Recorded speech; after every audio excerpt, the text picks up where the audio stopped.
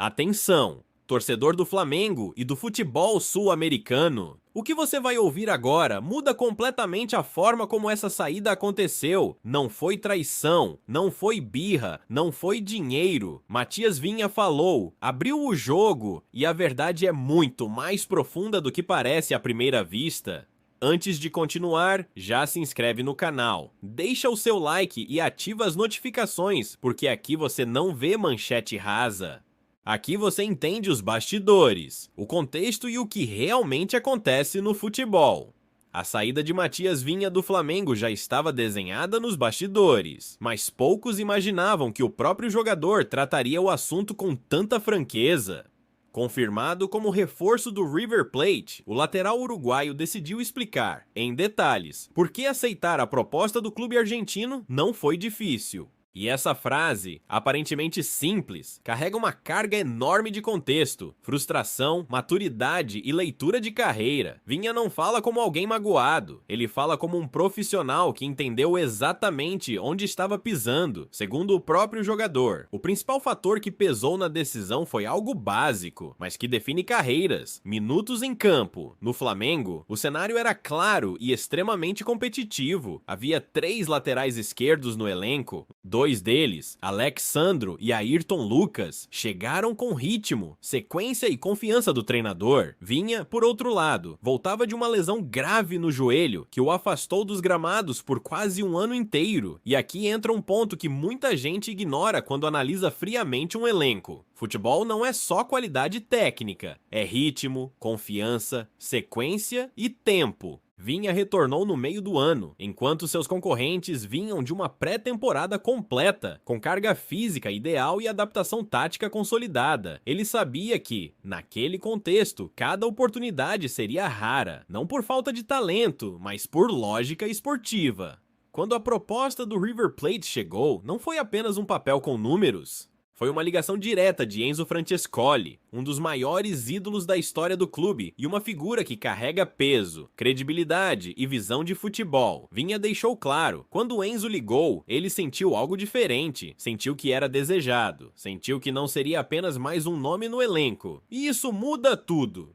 Pela primeira vez na carreira, Vinha relata que um clube o procurou com tanta convicção, deixando explícito que queria ele ali para competir, crescer e brigar por espaço, nem quando saiu do Nacional, nem quando deixou o Palmeiras, nem mesmo quando foi para Roma. Ele teve essa sensação de prioridade. Sempre foram movimentos muito mais estratégicos para os clubes do que pessoais para ele. No River, o discurso foi outro. O clube foi transparente, existe concorrência, existe Marcos Acuña, mas existe também espaço para evolução. Existe a ideia de competição interna como motor de crescimento coletivo. E Vinha comprou essa ideia, não como alguém que foge da disputa, mas como alguém que quer disputar jogando, não esperando. Essa decisão, portanto, não nasce de um rompimento com o Flamengo, mas de uma leitura fria e madura de carreira. Vinha entendeu que insistir em um cenário onde os minutos seriam escassos poderia atrasar sua retomada física e técnica.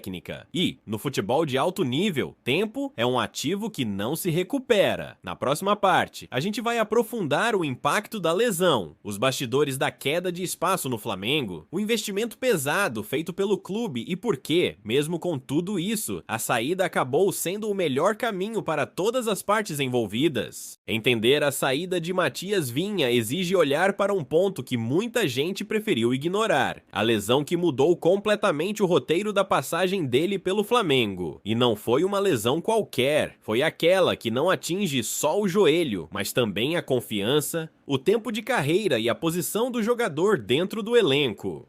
Quando o Flamengo decidiu investir pesado para tirar Vinha da Roma, o clube acreditava estar contratando um lateral pronto, em idade ideal, com experiência internacional e margem de crescimento. O valor pago, algo em torno de 8 milhões de euros, mostrava claramente que não se tratava de uma aposta barata ou de composição de elenco. A ideia inicial era simples: Vinha chegava para disputar posição em alto nível e, possivelmente, se tornar titular em médio prazo. O começo até indicava esse caminho. Em sua primeira temporada, Vinha teve sequência, participou de 22 partidas, marcou um gol e distribuiu assistências. Ainda estava em fase de adaptação, é verdade, mas já mostrava leitura tática, intensidade e capacidade de apoiar o ataque, características que sempre marcaram sua carreira desde os tempos de Nacional e Palmeiras. Só que o futebol, muitas vezes, não respeita planejamento. A grave lesão no joelho interrompeu tudo. Foram meses longe dos gramados, meses vendo o time jogar, meses em que o elenco se mexeu, o contexto mudou e novos nomes se consolidaram. Enquanto Vinha se recuperava, o Flamengo reorganizou o setor, buscou alternativas e encontrou soluções que entregavam rendimento imediato. Quando ele finalmente voltou, o cenário já era outro. Não era mais um jogador em disputa direta por espaço, era alguém tentando recuperar ritmo em um elenco que já tinha hierarquias bem definidas.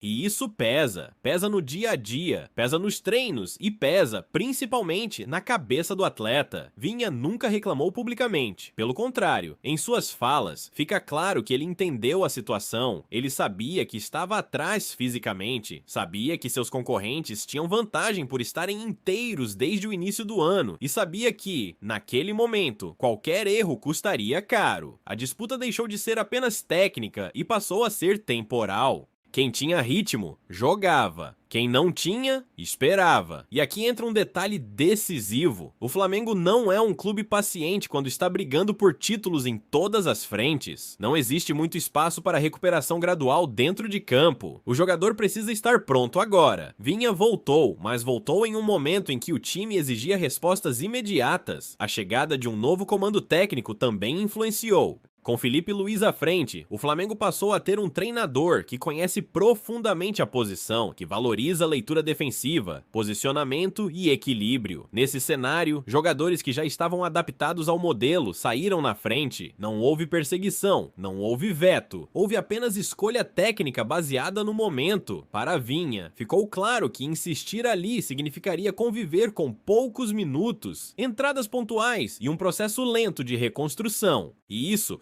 para um jogador que ainda busca retomar o melhor nível após uma lesão grave, pode ser perigoso. A falta de sequência não só atrasa a evolução, como também compromete o valor de mercado e a própria confiança. Por isso, quando o River Plate apareceu com um projeto esportivo claro, oferecendo competição real, minutos possíveis e um ambiente que respira pressão, mas também valoriza quem entrega em campo, a decisão começou a fazer cada vez mais sentido. Não como fuga, mas como estratégia. Na próxima parte, vamos falar sobre o River Plate, o peso da camisa, a concorrência com Marcos Acuña, o papel de Enzo Francescoli nos bastidores e por que essa transferência pode ser exatamente o ponto de virada que Vinha precisava para relançar sua carreira no futebol sul-americano. Chegamos ao ponto decisivo dessa história, porque a transferência de Matias Vinha não é só uma mudança de clube.